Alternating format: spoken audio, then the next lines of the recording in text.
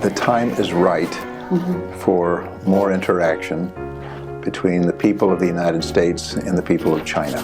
Over the past week, Levitt led a delegation from the U.S. state of Utah to visit China. They traveled to Beijing and Shanghai in this friendship-themed trip.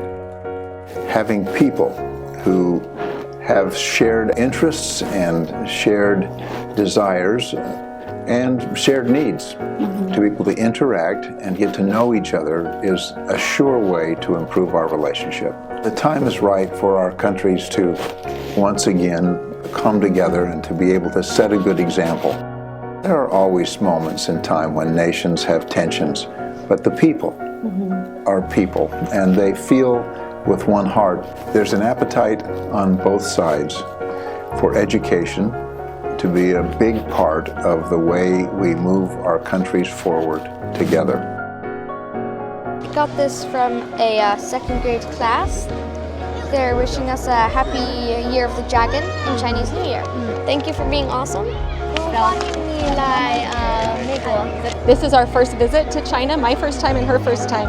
A lot of emphasis on kindness, a lot of emphasis on helping children have lives where they can have peace and love. I have 5 children and 4 daughters have all studied Chinese, and what I want for them is, I think, what I see people here want for their children.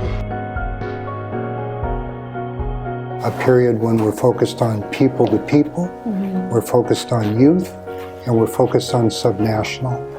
Think of youth traveling to the Great Wall. Think of students coming to Forbidden City. Think of the rising generations in universities and in laboratories and doing many things together, expanding our appreciation for who we each are. I just had my 70th birthday, and I'm very young at heart. Whatever our chronological age is, we all need to see the world with new eyes and new hopes and new expectations.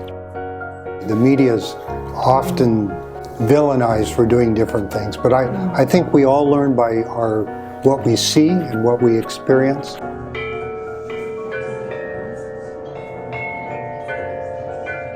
I've had a fascination with Chinese instruments, so being able to see them being used was just, it moved me, it was amazing. It helps not just the U.S. and China's relations, but also relations with other countries. It helps better understand each other so that in the future, when we have differences, we'll be able to understand each other better. So I want to keep pursuing my education in Chinese into college, and who knows, maybe even come to China for school. It's very exciting to see President Xi talk about 50,000 new students, and we would welcome Chinese students to Utah also. So much communication right now is through the internet and through social media, but really we all know it's hard to communicate if you can't do it face to face. 喜爷爷觉得我很喜欢去天天上，所以如果他来了，可能我们可以一起去天天上。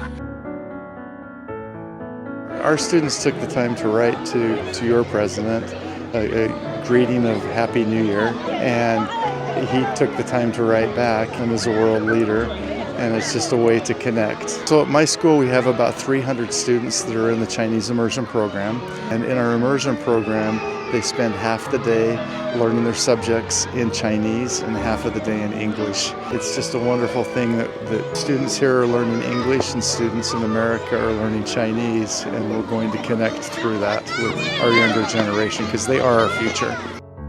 So when people interact at a personal level, the fear goes away and the ability to think poorly of the other goes away. I think that will be critical for our countries going forward.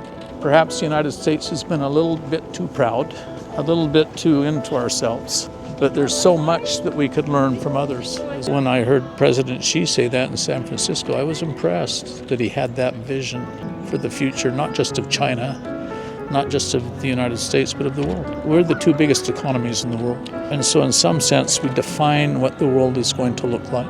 We can create a world of prosperity and of peace.